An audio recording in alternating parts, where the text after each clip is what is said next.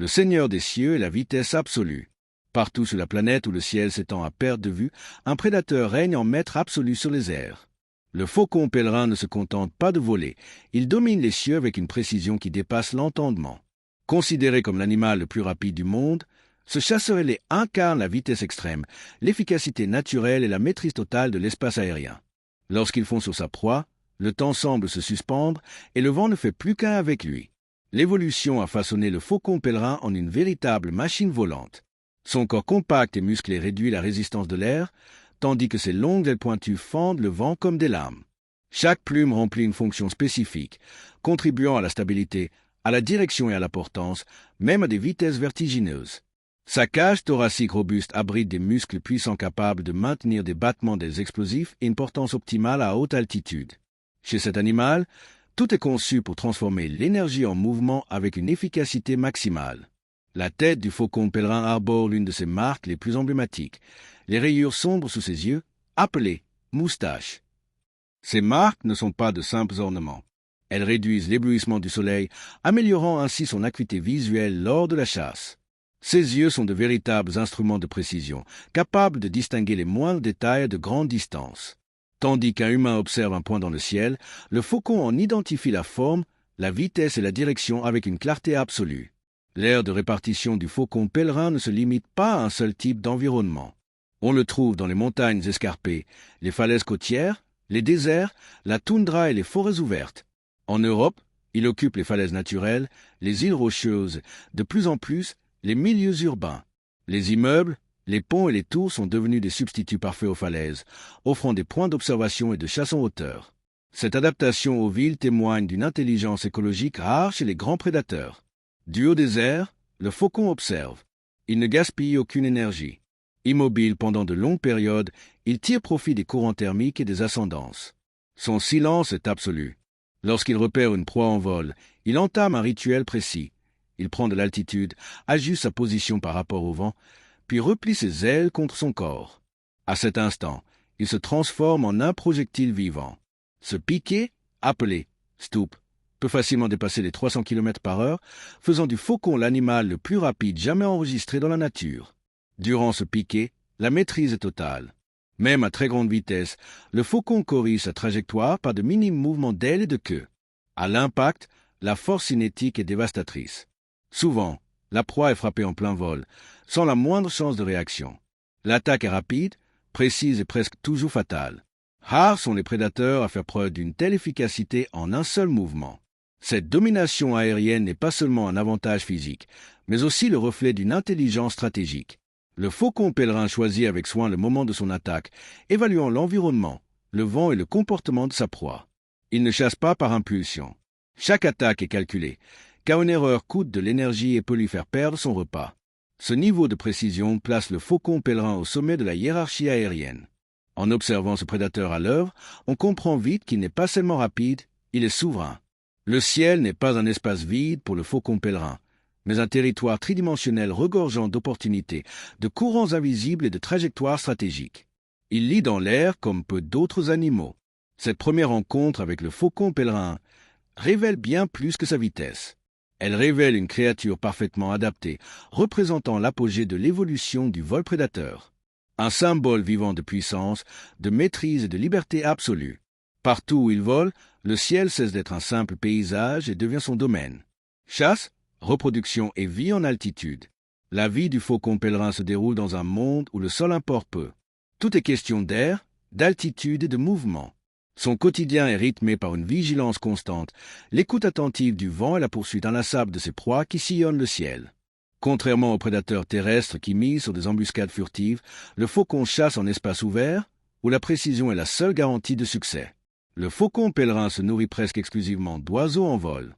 Pigeons, étourneaux, hirondelles, canards, goélands et d'innombrables autres espèces figurent à son menu.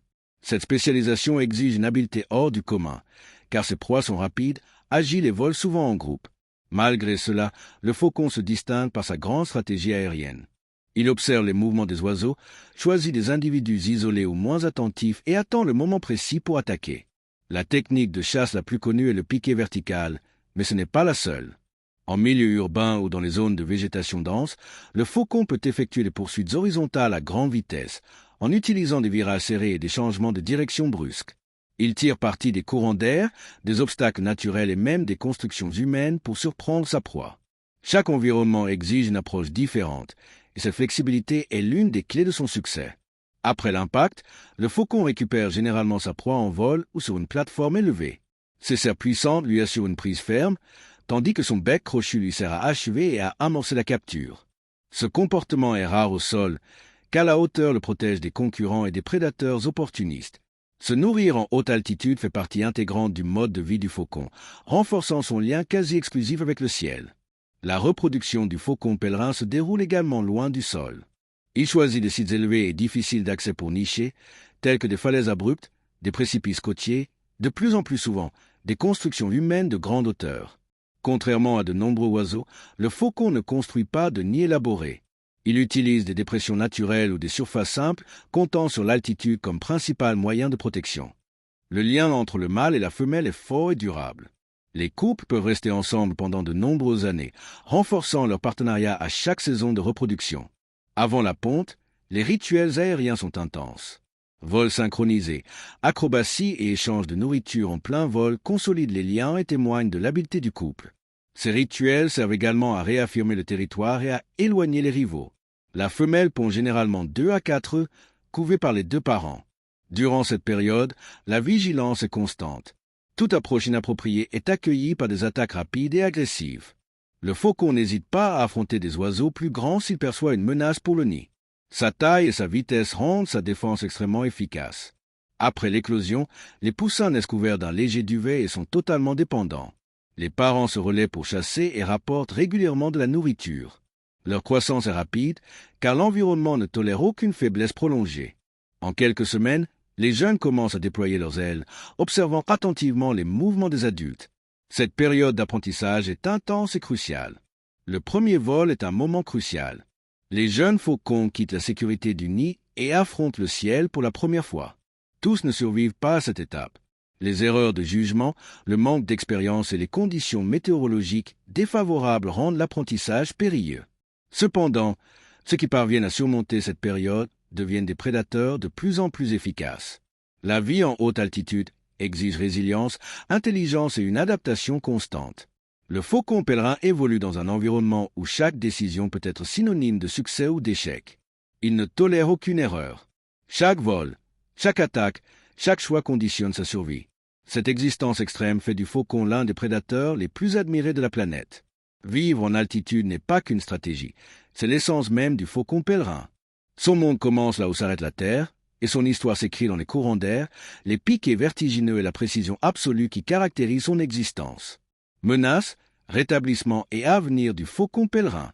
Bien qu'étant le faucon pèlerin le plus rapide et l'un des prédateurs aériens les plus efficaces de la nature, il a traversé l'une des périodes les plus sombres de son histoire récente. Au cours du XXe siècle, sa présence dans le ciel de nombreuses régions du monde a pratiquement disparu.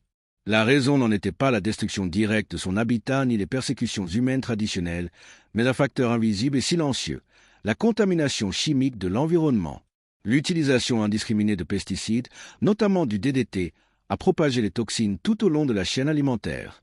Les petits oiseaux ont ingéré ces composés, et le faucon pèlerin, au sommet de cette chaîne, a accumulé ces substances à des niveaux de plus en plus élevés.